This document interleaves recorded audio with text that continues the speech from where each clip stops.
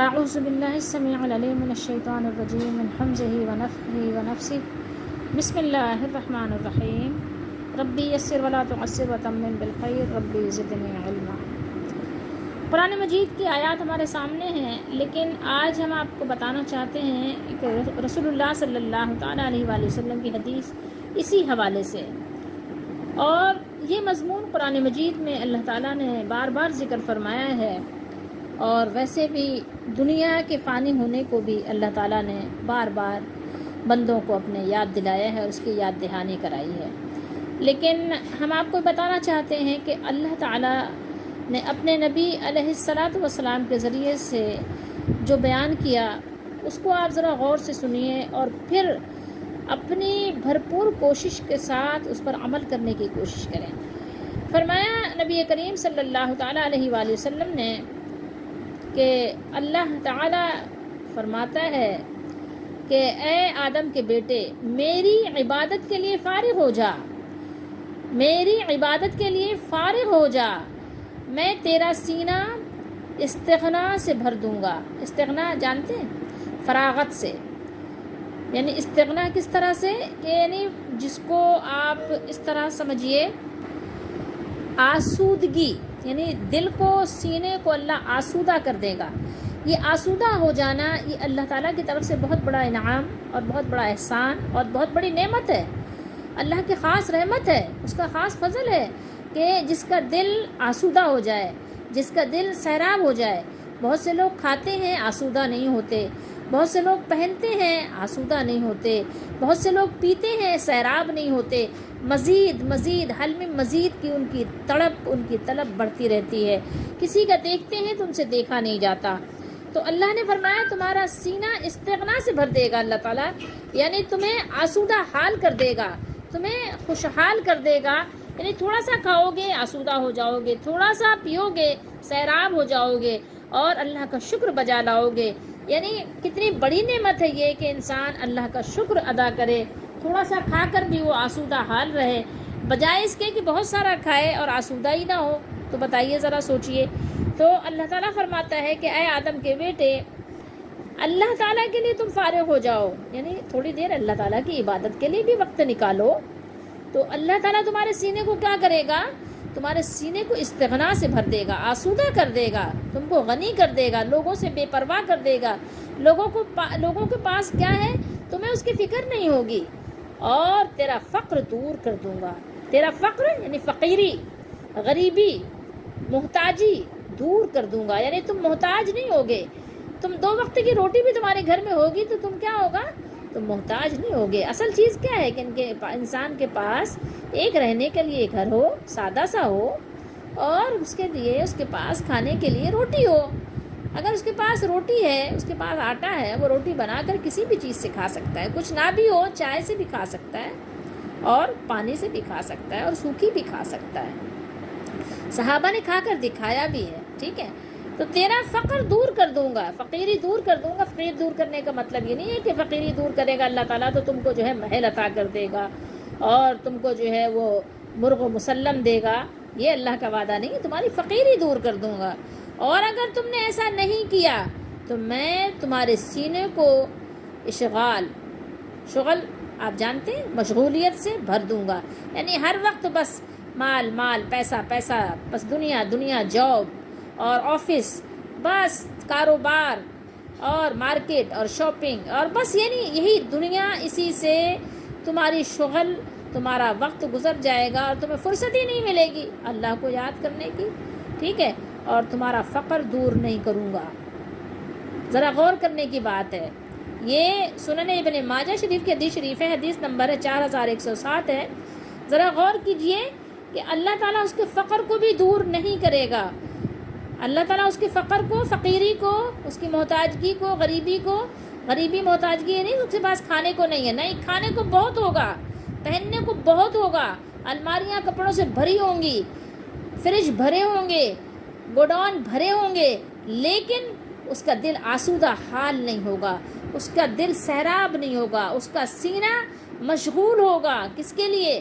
اور زیادہ مال ہو، اور مال اور مال اور مال، اسی چکر میں، اسی تڑپ میں، اسی طلب میں وہ بوڑھا ہو جائے گا، اللہ اس کا فقر دور نہیں کرے گا، زیادہ کی طلب جو ہے اس کو پریشان رکھے گی۔ حضرت ابو ہریرہ رضی اللہ تعالی عنہ نے فرمایا ہے، یہ ان سے مرفوعاً یہ مروی ہے، روایت ہے کہ اللہ سبحانہ و تعالی فرماتا ہے، اے آدم کے بیٹے میری عبادت کے لیے فارغ ہو جا، میں تیرا سینہ استغنا سے بھر دوں گا اور تیرا فقیری دور کر دوں گا، اور اگر تو نے ایسا نہیں کیا تو میں تیرے سینے کو اشغال یعنی مشغولیت شغل سے بھر دوں گا اور تیرا فقر دور نہیں کروں گا۔ توجہ کیجئے، ذرا غور کیجئے کہ آج ہمارا اور آپ کا کیا حال ہے کہ ہمارے پاس بہت کچھ ہے لیکن ہم زیادہ کی طلب اور زیادہ کی تڑپ میں اتنے مشغول ہیں کہ کیسی نماز پڑھتے ہیں ہمیں خود معلوم ہے کہ ہماری نمازیں کیسی ہیں۔ کیا یہ نمازیں ایسی ہی ہیں جیسی کہ نمازیں ہونی چاہیے، جیسے کہ رسول اللہ صلی اللہ علیہ وسلم نے نمازیں پڑھی تھیں، جیسے کہ رسول اللہ صلی اللہ علیہ وسلم نے نمازیں پڑھ کر سکھائیں، صحابہ نے پڑھی؟ کیا ہماری نمازیں واقعی ایسے ہی ہیں؟ ہمارے ایسے ہی قیام ہوتے ہیں، ایسے ہی رکوع، ایسے ہی سجود ہوتے ہیں، ایسے ہی جلسے اور قومیں ہوتے ہیں، ایسے ہی ہمارے تشہد ہوتے ہیں؟ نہیں ہوتے۔ کیوں؟ اس لیے کہ ہم مشغول اتنے ہیں، ہمارے پاس شغل بہت ہے۔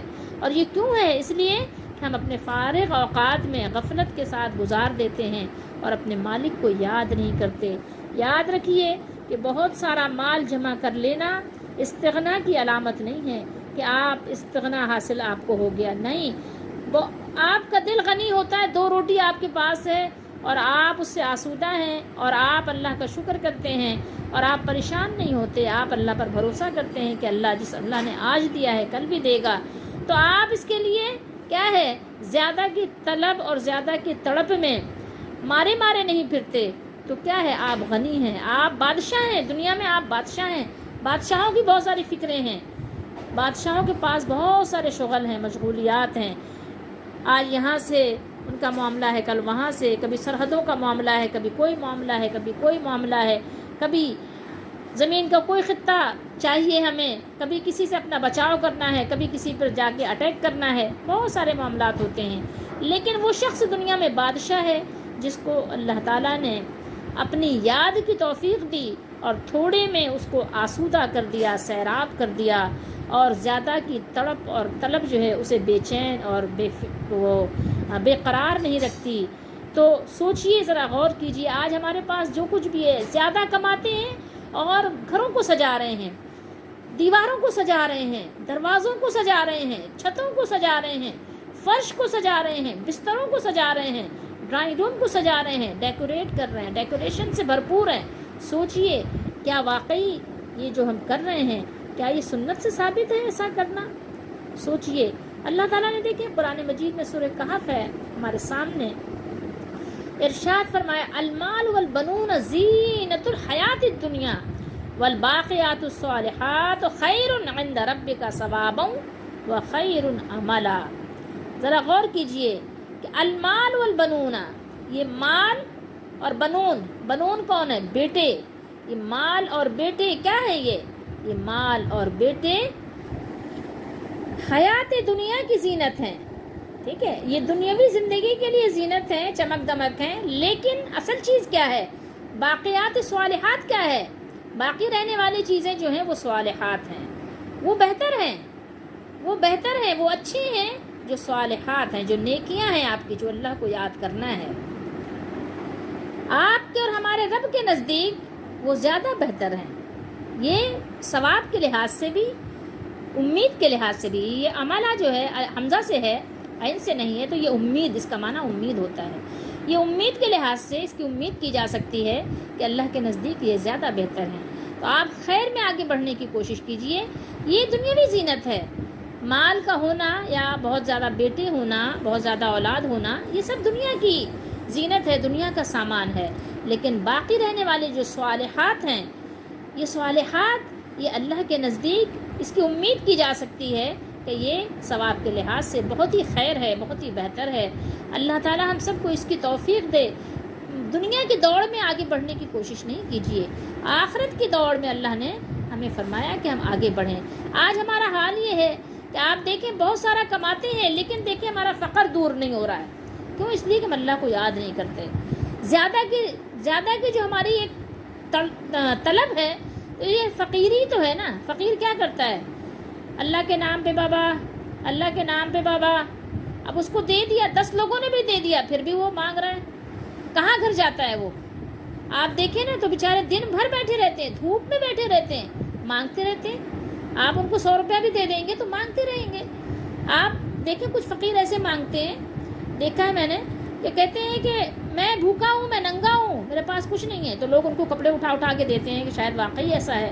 جب نئی گلی میں کوئی جاتا ہے نا ایسا فقیر، تو ظاہر ہے کچھ دن ایسے ہوتے ہیں جو بہت یعنی رحم کرنے والے ہوتے ہیں، تو وہ بیچارے تڑپ جاتے ہیں کہ بیچارہ ننگا بھوکا ہے، کچھ نہیں ہے، تو اس کو کپڑے جوڑے اٹھا کے دیتے ہیں. لیکن پھر بھی وہ جب دوسری گلی میں جاتا ہے پھر بھی یہی آواز لگاتا ہے کہ میں ننگا ہوں، میں بھوکا ہوں.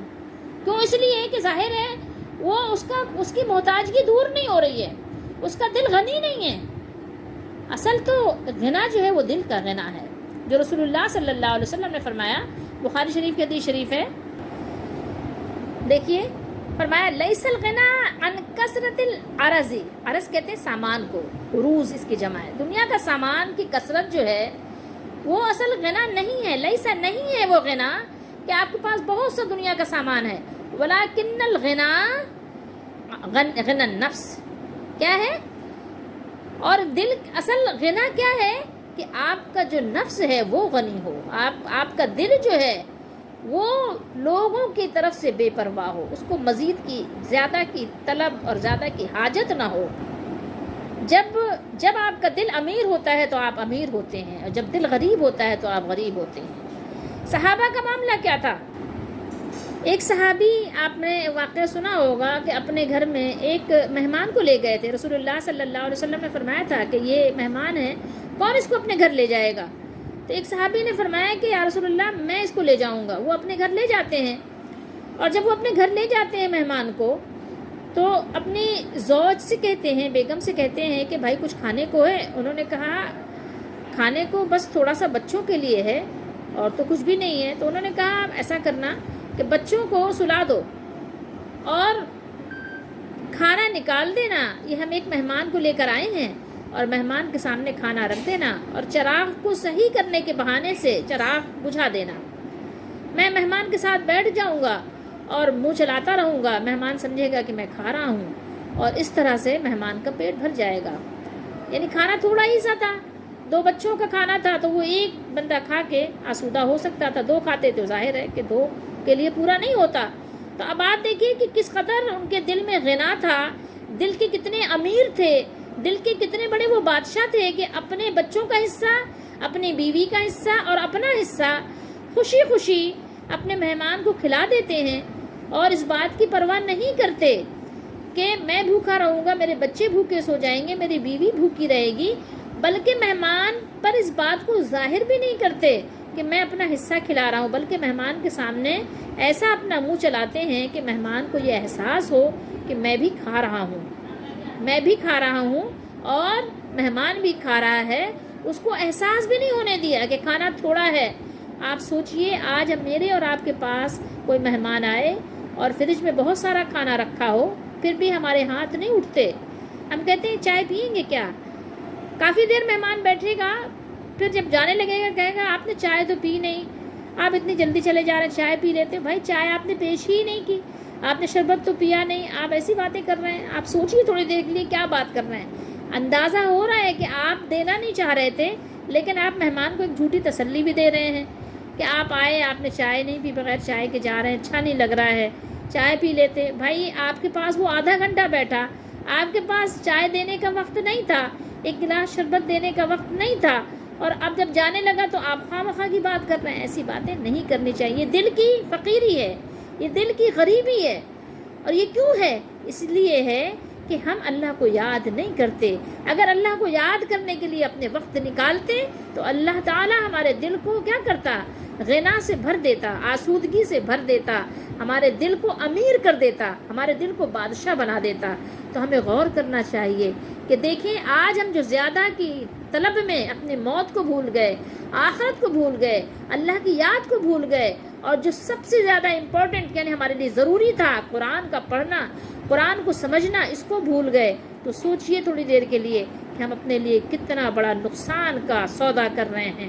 دیکھیے اللہ نے ہمیں مشغول کر دیا ہے، اور کیوں؟ اس لیے کہ جو ہم کرتے ہیں اس کے نتائج ہمارے سامنے ہوتے ہیں، جو ہم کھاتے ہیں اس کے ثمرات ہمارے جسم پر ظاہر ہوتے ہیں، تو جو ہم کرتے ہیں اس کے اثرات ہمارے زندگی میں رونما ہوتے ہیں۔ تو بالکل اسی طریقے سے جو ہم نے کیا ہے، جو ہم نے بیج بوئے ہیں وہی ہم کاٹ رہے ہیں، اور اپنے بچوں کو بھی ہم دنیا دنیا دنیا سکھا رہے ہیں۔